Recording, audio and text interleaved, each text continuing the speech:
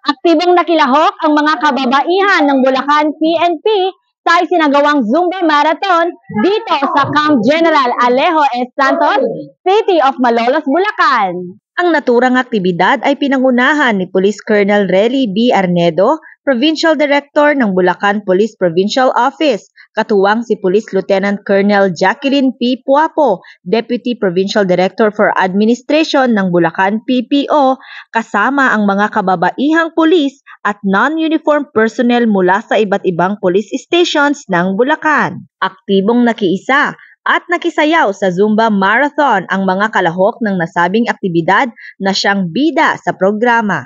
Ito ay may temang lipunang patas sa bagong Pilipinas, kakayahan ng kababaihan, patutunayan na may layong kilalanin at purihin ang mga kababaihan sa kanilang mga natatanging kakayahan, tagumpay at tambag sa lipunan.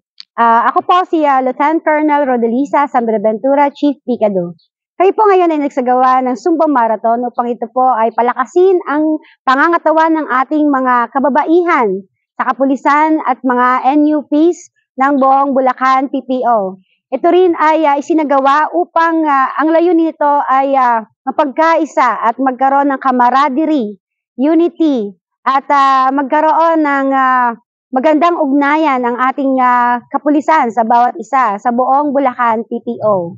At ito rin po ay magandang inisyatibo para po mapalakas ang pwersa ng kababaihan sa buong Bulacan PPO regarding po sa police-community relation. At ito po ang inyong likod ulit, Lieutenant Colonel Rodelisa San Buenaventura, Chief Picado, nagsasabing Women Empowerment. Ang makabuluhang aktibidad na ginugunita tuwing buwan ng Marso ay nakatakda upang ipagdiwang at bigyang pansin ang mga kontribusyon at tagumpay ng mga kababaihan sa lipunan at pagkakataon upang magbigay pugay sa mga hamon at laban ng mga kababaihan para sa kanilang karapatan at kapakanan tungo sa pag-unlad at pagpapaunlad ng bansa para sa bagong Pilipinas. Mula dito sa City of Malolos, Bulacan, ako ang inyong PNN correspondent, Patrolwoman Pearl Cristalina Javier, alagad ng batas, tagataguyod ng Balitang Pulis.